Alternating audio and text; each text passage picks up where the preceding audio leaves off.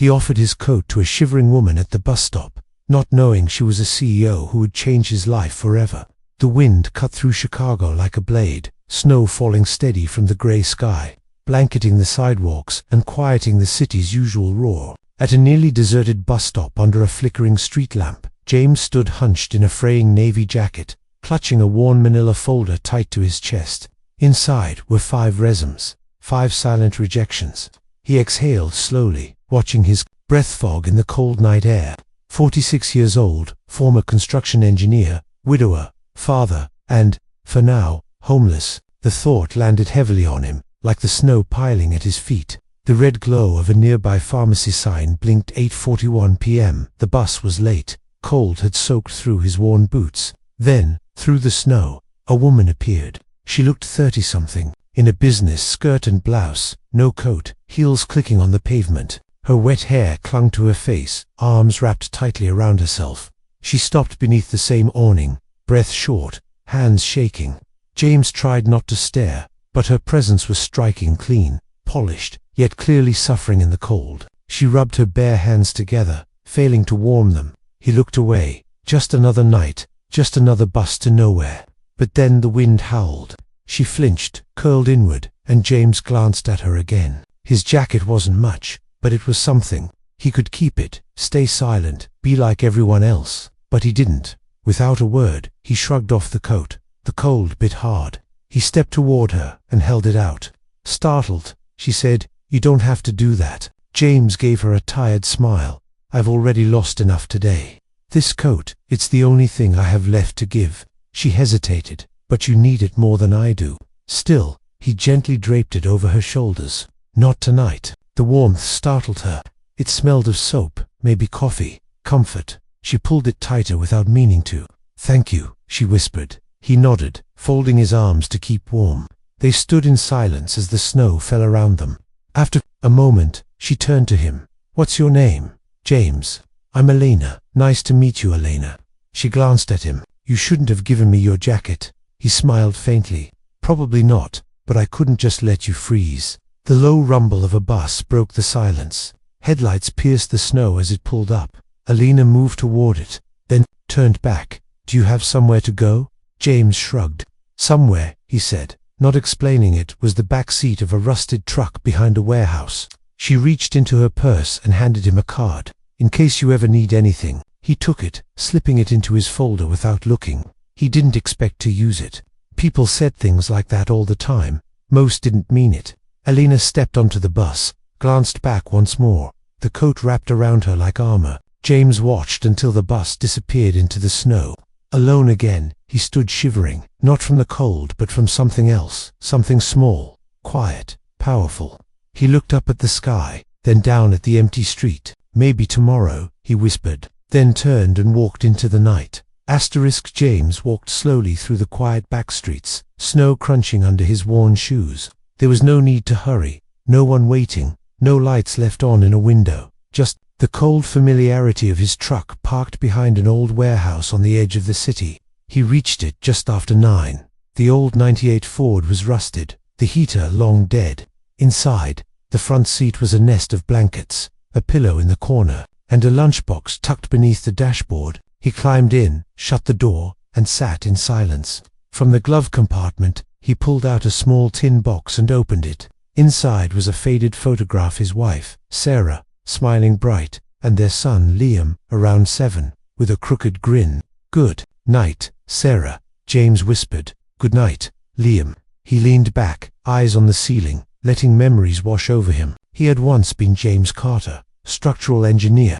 He built things, schools, homes, hospitals. He had a wife who taught kindergarten, laughed often, even when life was hard. Their son had her laugh, joyful and unfiltered. They weren't rich, but they were content. Then the cancer came. By the time they found it, it was already stage 4. Sarah was gone in 9 months. James left his job to care for her. Afterward, everything unraveled. Bills piled up, savings drained. He sold the house, moved with Liam into smaller and smaller spaces, until there was nothing left but the truck. Still, he tried to shield his son. He turned the back seat into a spaceship, canned soup into adventures, a parking lot into their backyard. Every morning, he walked Liam to school, clean-shaven and with his shirt tucked in. "Why do you still cut your hair?" a shelter worker had once asked. James smiled. "Because my son needs to believe things can get better, and I need to look like I believe that too." He worked whatever jobs he could find, moving furniture, fixing gutters, sweeping construction sites. It wasn't enough, but it kept them together until last fall. A social worker stepped in, said it wasn't safe, said Liam needed stability. James didn't argue. He knew they were right.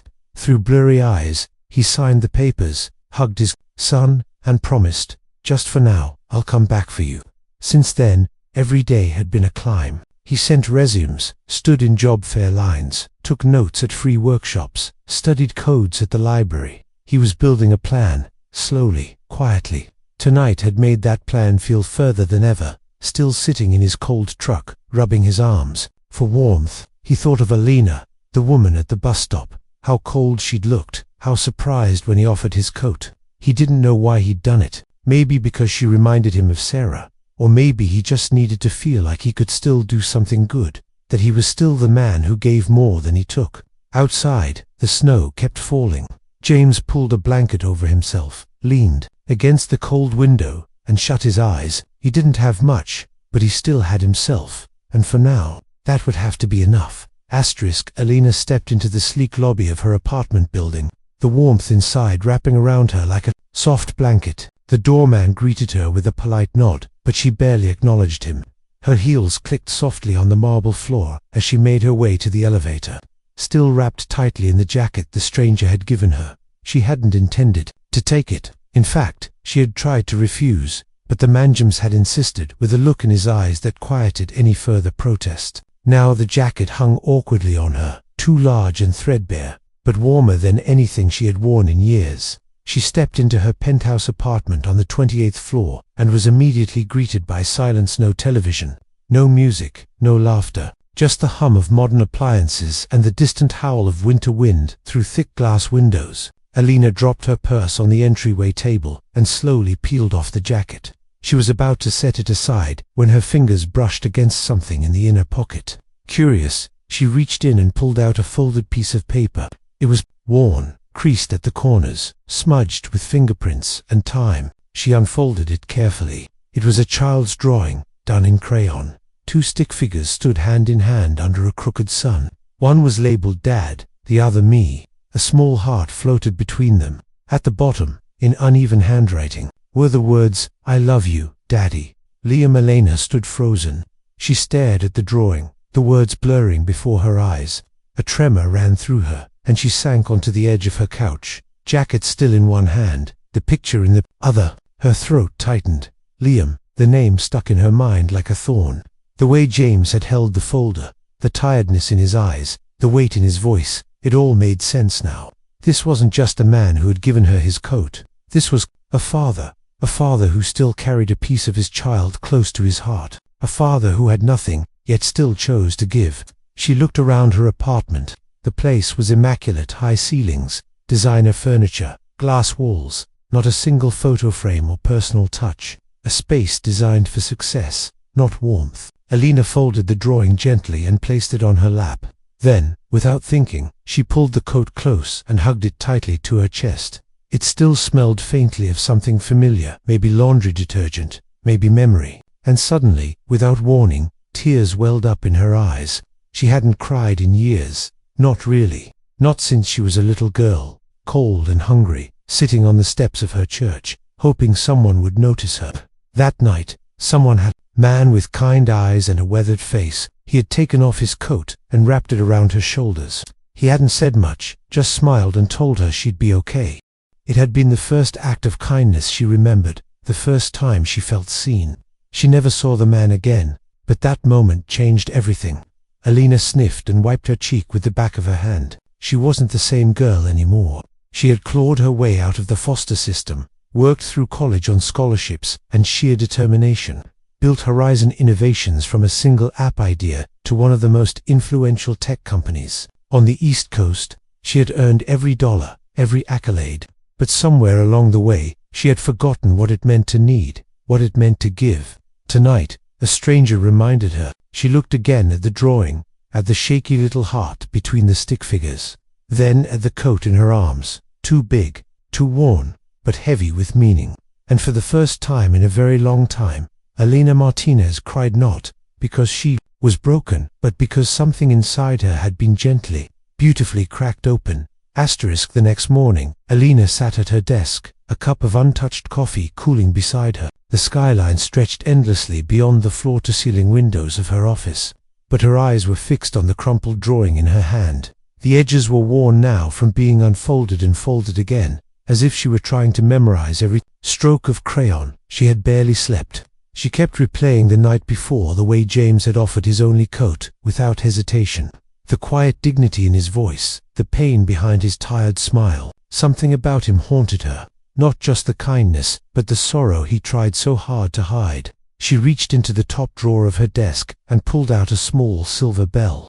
Moments later, her assistant, Sophia, stepped in. "Yes, Miss Martinez. I need you to help me find someone," Elena said, her tone calm but firm. Sophia blinked.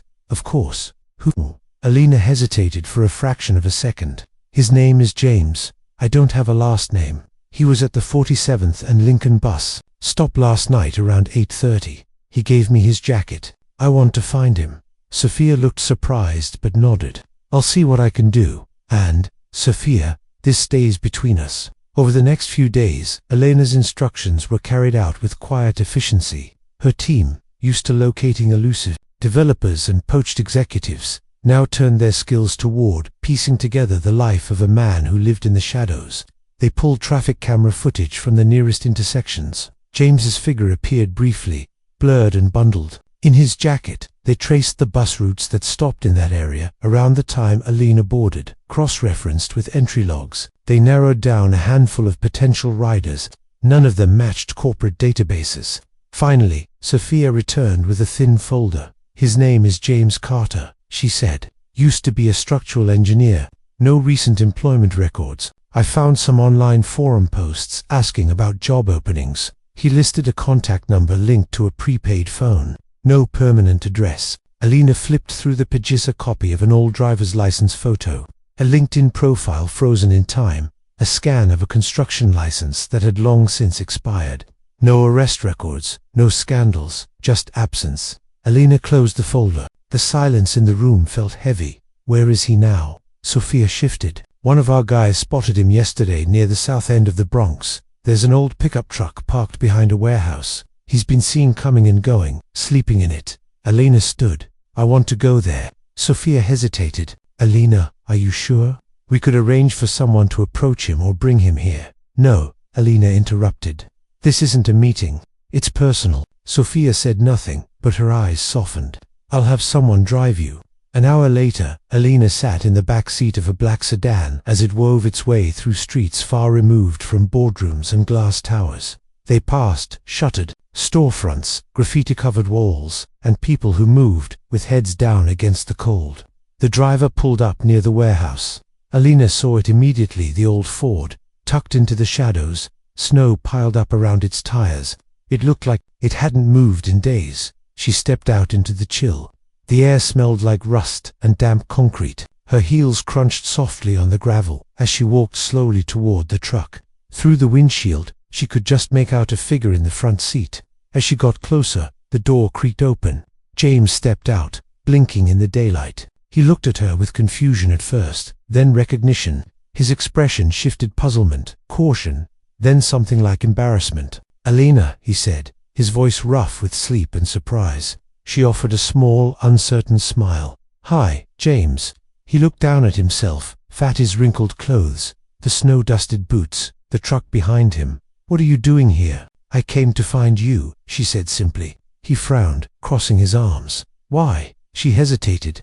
"Because I couldn't stop thinking about what you did, about the kind of person who gives his only coat to a stranger." James gave a bitter laugh. "You didn't have to track me down for that. A thank you card would have done the job." "It's not about thanks," she said. "It's about not letting something good disappear without being seen." For a long moment, they stood in silence, to people from different worlds, brought together by an unlikely act in a bitter wind.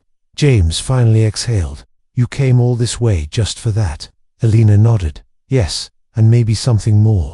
The next time Alina saw James, he was bent over a stack of cinder blocks at a construction site on the edge of Brooklyn. She had waited in her car for 20 minutes, watching from a distance as he moved steadily, silently hauling, stacking, lifting in the biting cold with the quiet resolve of a man used to being overlooked. He wore a worn flannel shirt, the sleeves rolled to his forearms despite the chill, and his breath puffed out in visible clouds. His hands were calloused, nails dirty, but his movements were precise, efficient, purposeful. When he took his break and sat on a low wall with a plastic water bottle in hand, Alina stepped out of the car and walked toward him. James looked up and did a double take. He stood quickly, brushing dust from his pants. "Alina, hi again," she said, her smile small, genuine. "What are you doing here?" She handed him a cup of coffee she'd brought with her. "Thought you might like something warm." He took it hesitantly, his eyes searching hers. "You really didn't have to." "I know, but I wanted to." They stood in silence for a beat before she added, "Would you come with me? Just for a bit. I'd like to show you something." James looked down at his work boots, then back at the foreman in the distance. "I've still got a few hours on shift." "I already spoke to him," Alina said. "Told him you had an interview." His brows raised. "I don't have an interview." "You do now," she replied. James let out a short laugh, more surprised than amused. "Okay, let's see what this is about." They drove in silence. James glanced out the window, fidgeting occasionally, conscious of his appearance, dusty jeans, rough hands, the faint trace of sweat on his collar. Alina didn't seem to notice. When they arrived at Horizon Innovations' downtown headquarters, James hesitated in the marble-floored lobby, eyeing the massive glass walls, the polished chrome, the endless buzz of people in suits. "I don't belong here," he said under his breath. Alina turned to him. "Just come upstairs." They entered a private conference room with floor-to-ceiling windows that overlooked the skyline. Alina offered him a seat, then closed the door and sat across from him. James cleared his throat. "So, what's all this about?" Returning the coat, Alina shook her head. "No, this isn't about the coat. I kept that. It's mine now." James blinked. "Okay." She leaned forward. "I didn't come to thank you. I came because you made me remember something I forgot, a version of myself I had buried under years of boardrooms and deadlines. You reminded me that real change doesn't always start with innovation or strategy. Sometimes it starts with kindness." James looked down. "Alina, I'm just a guy trying to survive, and that's exactly why I brought you here." She slid a folder across the table to him.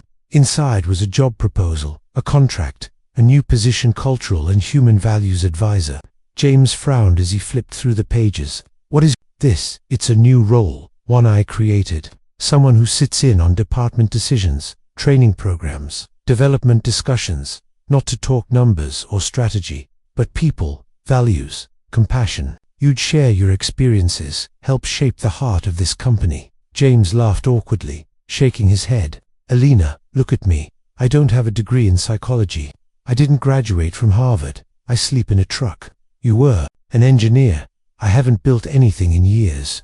You built a moment I'll never forget," Alina said softly.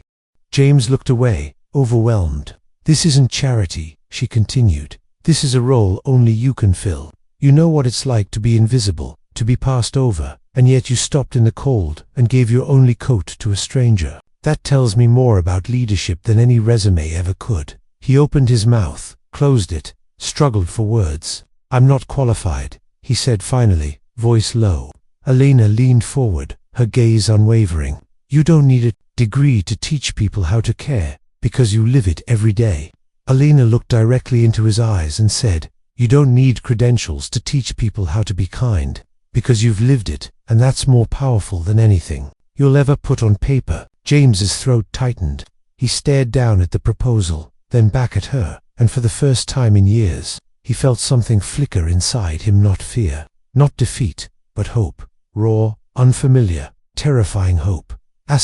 James sat alone on a bench, outside the towering office building, the job proposal resting unread in his lap.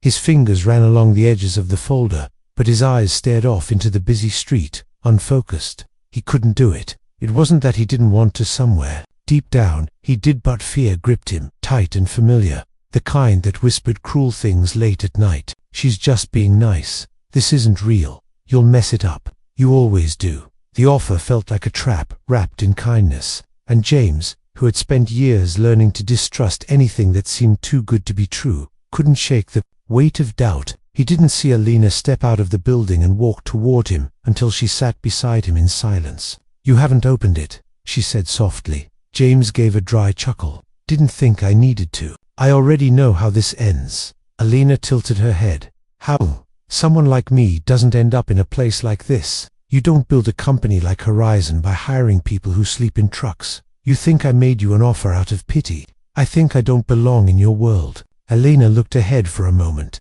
then stood. "Come with me, just for an hour." "Alina, no suits, no meetings, just trust me." Against his instincts, he stood. They drove in silence for over 30 minutes, away from the city's shining towers and into a quieter part of town.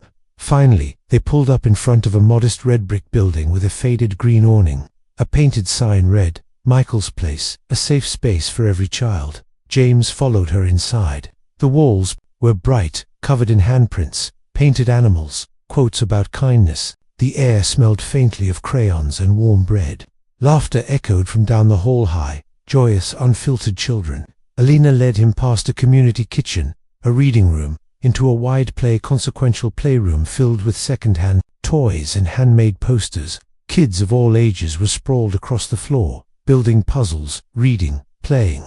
"This place," Alina said quietly, "was named after the man who saved me." James looked at her. "I grew up in foster homes, bounced around. Some were kind, some weren't. One night, I ran away. It was freezing. I was 12. I curled up outside a church, just waiting for morning." Her voice softened. "He found me. An old man named Michael. He gave me his coat, sat with me all night, didn't ask questions, just stayed." James didn't speak. He couldn't. "I never saw him again," Alina continued. "But that moment it was like someone reached into the darkness and said, 'You matter. I built this place because of him.'" She turned to face James fully. "And last week, someone else gave me a coat. Didn't know who I was, didn't ask for anything, just gave."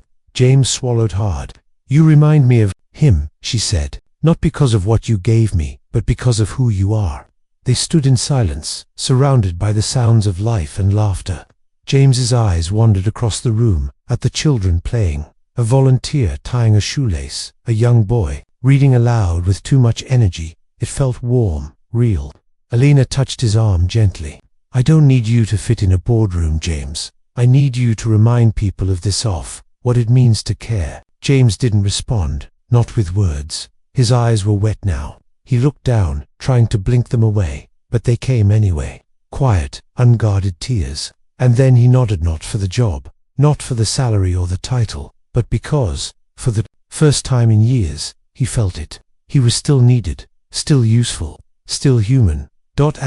James stood motionless in the center of a room full of joy and laughter, a single tear trailing down his weathered face, not out of sadness, but from the profound relief of realizing he still mattered. James's first day at Horizon Innovations didn't start with fanfare. There was no welcome party, no press release, just a quiet meeting in a small glass-walled room on the 5th floor, with a few skeptical department heads and a stack of sticky notes. Alina had introduced him simply. "This is James Carter. He's here to help us build something more meaningful than just profit." The looks were polite, but uncertain. But James didn't flinch. He began by sharing his story, not the sob version, not the headline-grabbing kind, just pieces, honest pieces. What it felt like to lose everything, to wake up in a freezing truck, to walk into job interviews knowing your shoes had holes, to choose kindness anyway. At first, they listened with cautious curiosity. By the end of that first week, they were leaning forward. James had a way of speaking that didn't preach or perform. He asked questions that made people pause. "When was the last time you really looked someone in the eye? Do you know the name of the janitor who cleans this floor? What would you do if you saw someone crying in the break room?" He didn't come in with charts or data. He came in with empathy. Slowly, a shift began. One by one, employees started seeking him out. First the interns, then junior developers, then department heads. Some came to talk about stress, others about burnout. A few came just to sit quietly during lunch.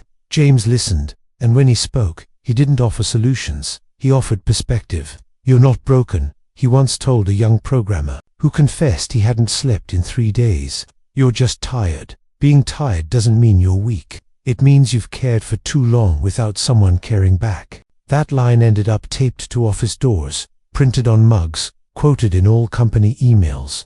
Alina watched it all unfold from her corner office. She saw how breakroom chatter changed, how laughter returned, how productivity rose not because of pressure, but because people felt seen. It wasn't long before James had an official space of his own, small, cozy, filled with plants, second-hand books, and a coffee pot that never seemed to empty. Outside of work, life began to rebuild in quiet, meaningful ways. With help and a small housing stipend from the company, James was able to put a down payment on a modest one-bedroom house on the edge of Queens. It wasn't much, but it had a porch, a garden plot, and walls that didn't rattle in the wind. More importantly, it had room for Liam. Now in his first year at a local university, Liam had moved back in with his father. Their first dinner in the new house was simple spaghetti and garlic bread, but James would remember it for the rest of his life. "You kept your promise," Liam had said that night, tearing up. James hadn't answered. He couldn't, not with words. But the look in his eyes said everything. As for Alina, she and James saw each other nearly every day. At first, it was about work meetings, strategies, collaboration. Then, without trying, it became more. They started eating lunch together, then walking to the subway together. Then weekend coffees turned into evenings spent watching old movies, talking about everything and nothing.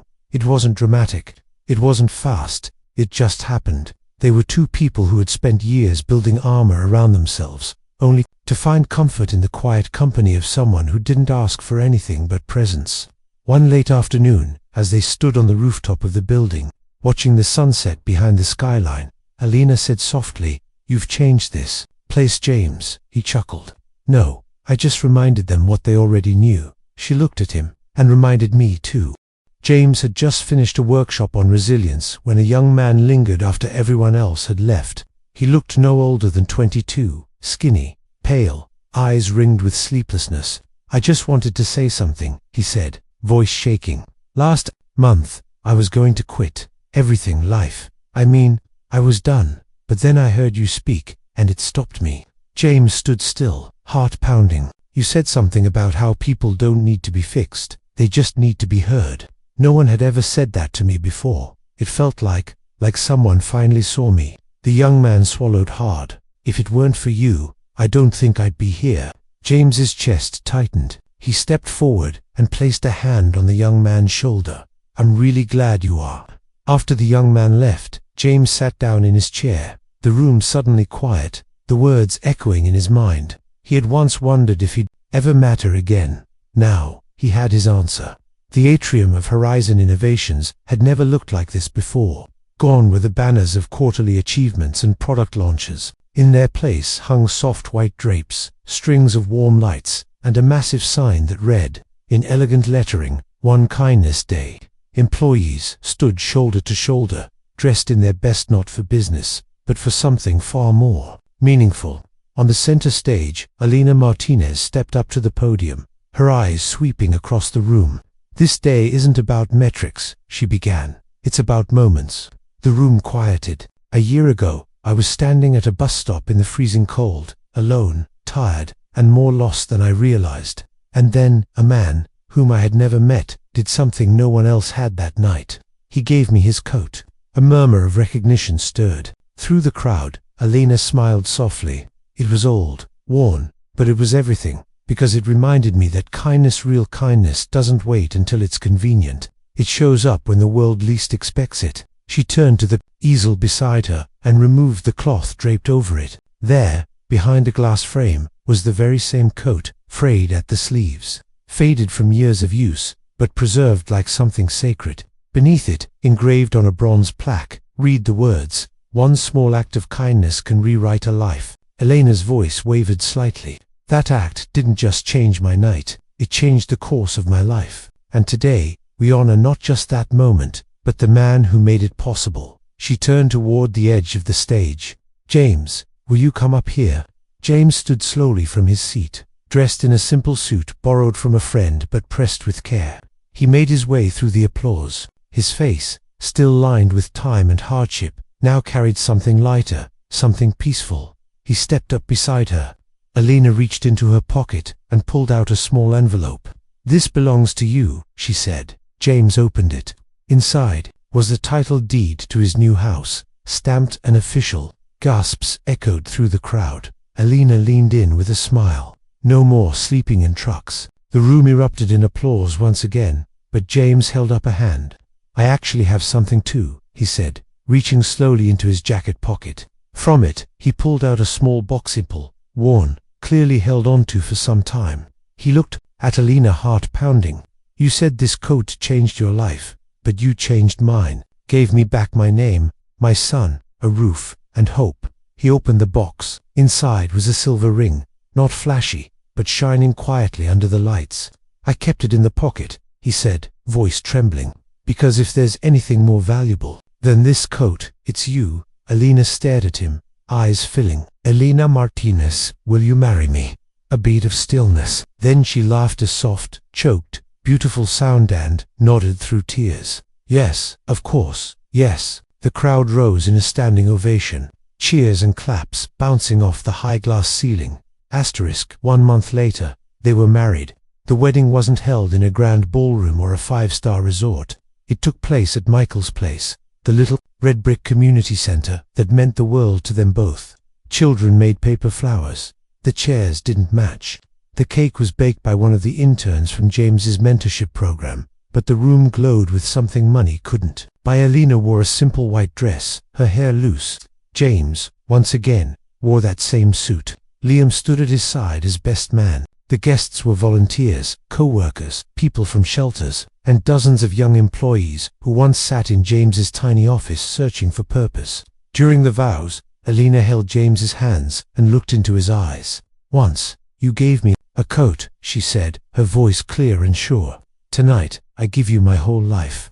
Her words fell over the room like sunlight through a stained glass window, soft, radiant, unforgettable. James couldn't speak. He just nodded, tears slipping down his cheeks as the crowd around them dabbed at their eyes. Laughter followed, music played. The reception spilled out into the courtyard, where children ran barefoot and strings of fairy lights danced in the twilight. Someone snapped a photo. James and Alina stood beneath the sign of Michael's place, side by side, her head on his shoulder, his arm around her, and beside them, on an easel, stood the old coat, silent, worn, and now that image would go on to circulate online, shared, reposted, and talked about, a symbol not just of second chances, but of how something as simple as kindness could reach into the cold and rewrite everything. Sometimes, the smallest gesture, a coat, a smile, a kind word can echo further than we ever imagine. James didn't have much, but he gave what he could, and in return, he didn't just change Elena's life. He found love, purpose, and a new beginning. Their story reminds us, all kindness doesn't require perfection, just presence, just heart. If this story touched you, if it reminded you that hope still lives in unexpected places, please like, share, and subscribe to Kindness Power. Here, we tell the tales that warm the heart, restore your faith in humanity, and remind us what truly matters. Until next time, stay kind and keep believing.